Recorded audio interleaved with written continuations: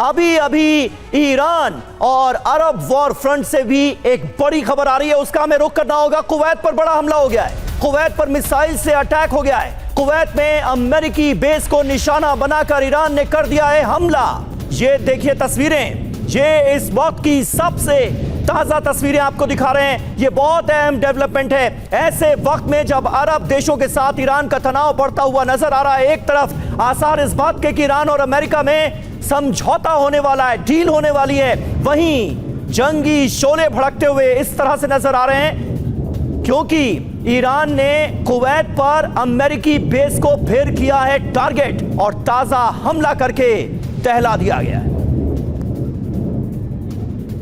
और देखिए कुवैत में जो हमला हुआ, इसको लेकर एक और बड़ी खबर। कुवैत में हमले को लेकर ईरान का दावा, सिरिक द्वीप पर हमले का बदला लिया गया। सिरिक द्वीप पर यूएस ने हमला किया था, यूएस हमले में इस्तेमाल बेस पर इस बार हमला किया गया।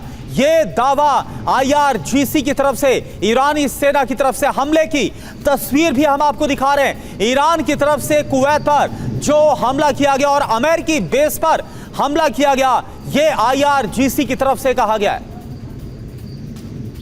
जी हाँ, तो देखिए ईरान की तरफ से एक्सेप्टेंस आ गई है। ईरान ने मान लिया है कि यह हमला उसी की तरफ से किया गया। ईरान ने कुवैत को फिर बनाया निशाना। हमलों के बीच यूएस सेंट्रल कमांड का दावा, शनिवार रविवार को ईरान पर हमले किए, ईरानी रडार ठिकानों पर हमले किए, ड्रोन ठिकानों पर भी सटीक हमले हुए। यानी दोनों तरफ से हमलों की बात को एक्सेप्ट किया गया है, स्वीकार किया गया है। एक तरफ अमेरिकी सेंट्रल कमांड भी मान रहा है कि ड्रोन ठिकानों पर, ईरान के ड्रोन ठिकानों पर उसकी तरफ से हमले किए गए, और दूसरी तरफ ईरान ने अमेरिका के इन हमलों के जवाब में कुवैत को बनाया है निशाना। तो ये कैसा सीज फायर है? इसी पहले सवाल के साथ मैं मेहमानों का रुख करूंगा। दत्ता सर, किस तरह से आप देखते हैं जब दोनों देश एक दूसरे के ऊपर हमले कर ही रहे हैं, तो फिर सीज फायर क्या सिर्फ नाम का है? बिल्कुल समीर, ये जो सीज फायर किया गया है 60 दिन का, इसके अंदर लगातार अमेरिका के द्वारा ईरान को प्रोब किया जा रहा है। उनके अलग अलग टारगेट्स को रिकॉनेसेंस एंड डिस्ट्रक्शन के मोड से लेके वो सिलेक्टिव तरीके से उनके रडार्स, उनकी जो लॉन्च साइट्स हैं, उनके जो ड्रोन की साइट्स हैं, उनको टारगेट कर रहे हैं वो। और ख़ास करके उनका एम है, अगर आपको याद हो, बुशर में जो हमला किया गया, उन्होंने बोला कि इनके जितने मिसाइल और ड्रोन साइट से जो गल्फ ऑफ हॉर्मुज़ को, स्टेट्स ऑफ हॉर्मुज़ को कवर कर रहे थे, उसको टारगेट किया है ताकि वहाँ शिपिंग को निकलने का मौका मिले।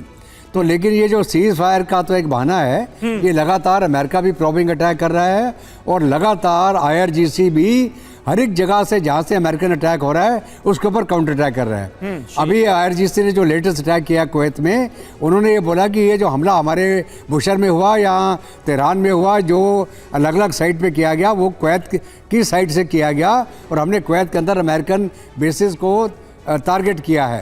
तो ये जो पूरा प्रचलन चल रहा है, सीज फायर के अंदर ही ये अलग अलग प्रोबिंग अटैक कर रहे हैं एक दूसरे की क्षमता को टेस्ट करने के लिए, क्योंकि जो पर्शियन गल्फ है, जिसको हम फारस की खाड़ी बोलते हैं, और जो हॉर्मुज़ का स्टेट है, वो ईरान के पूरे कब्जे में है। वो हर एक शिप के साथ अभी वसूली कर रहा है, वहाँ पे टोल लगाया। और वीके दत्ता सर, जिस तरह से अमेरिका का हमला और उसके बाद ईरान की तरफ से जवाबी हमला किया गया, इस हमले से एक तरह से आईआरजीसी ने बताने की कोशिश भी की है कि किसी भी सैन्य कार्रवाई से ईरान डरने वाला नहीं है।